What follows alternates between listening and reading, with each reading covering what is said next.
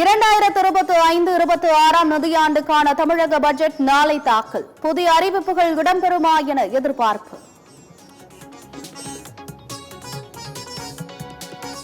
Budget கூட்டத்தை சென்னையில் 100 இடங்களில் காண ஏற்பாடு.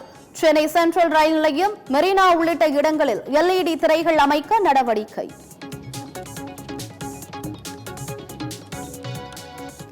எண்ணெய் வயல்கள் திருத்த மசோதா மக்களவையில் தாக்கல். மாநில உரிமைகள் பறிபோகாது என்று மத்திய அரசு உறுதி.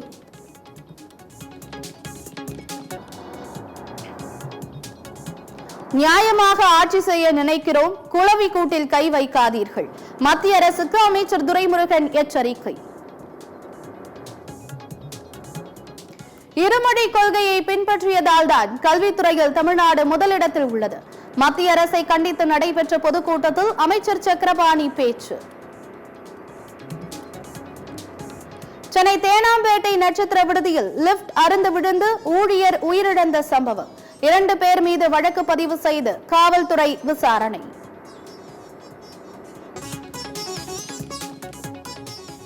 மயிலாடுதுறையில் தொடர் மழையால் 50,000 ஏக்கரில் உளுந்து பயிர் மழையில் நனைந்து சேதம். இழப்பீடு வழங்க வேண்டும் என விவசாயிகள் அரசுக்கு கோரிக்கை.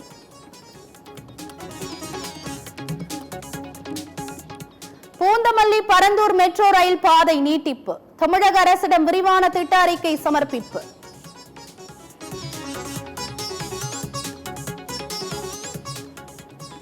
பாஜக ஆளாத மாநிலங்களை சூறையாடுவதற்கு மத்திய அரசு திட்டமிட்டுள்ளது.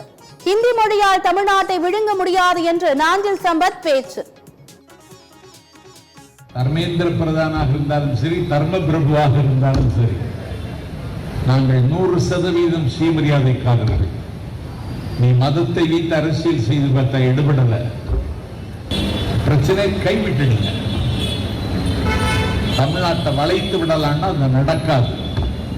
தர்மேந்திர பிரதானாக இருந்தாலும் சரி, தர்ம பிரபுவாக இருந்தாலும் சரி, நாங்கள் 100% சுயமரியாதை.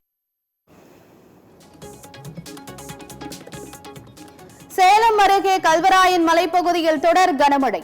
நீர் அதிகரிப்பால் ஆனைவாரி நீர்வீழ்ச்சிக்கு பொதுமக்கள் செல்ல தடை. தமிழகத்தில் இன்று முதல் வெப்பநிலை 3 டிகிரி செல்சியஸ் அதிகரிக்கும். வானிலை ஆய்வு மையம் தகவல்.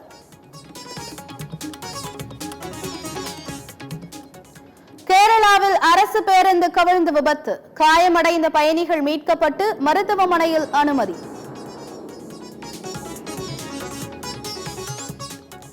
தொழில்நுட்ப கோளாறால் ஸ்பேஸ் எக்ஸ் டிராகன் க்ரூ 10 திட்டம் கடைசி நேரத்தில் ஒத்திவைப்பு. விண்வெளி மையத்தில் சிக்கியுள்ள சுனிதா வில்லியம்ஸை பூமிக்கு அழைத்து வருவதில் மீண்டும் தாமதம். தொழில்நுட்ப கோளாறு சரி செய்யப்பட்டு நாளை காலை ராக்கெட் விண்ணில் செலுத்தப்படும் என நாசா தகவல்.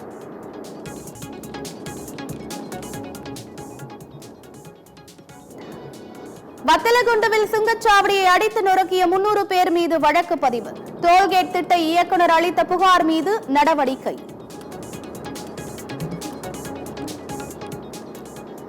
பொலிவியாவில் நிலவும் எரிபொருள் தட்டுப்பாடு. எரிபொருள் நிரப்பும் நிலையம் முன் வாகனங்களில் காத்திருக்கும் மக்கள்.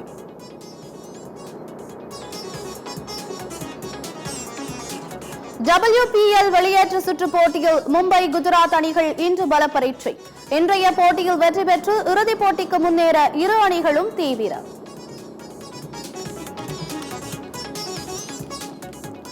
ஆல் இங்கிலாந்து பேட்மிண்டன் முதல் சுற்றில் PV சிந்து அதிர்ச்சி தோல்வி. ஆடவர் இரட்டையர் பிரிவில் இந்திய ஜோடி அடுத்த சுற்றுக்கு தகுதி.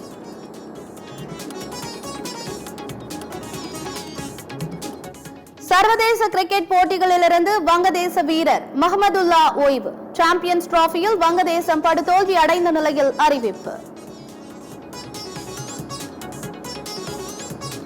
பிப்ரவரி மாதத்திற்கான சிறந்த ICC விருதுக்கு 3வது முறையாக சுப்மன் கில் தேர்வு. முதன்முறையாக ICC விருதை வென்றுள்ளார் ஆஸ்திரேலிய வீராங்கனை அலானா கிங்.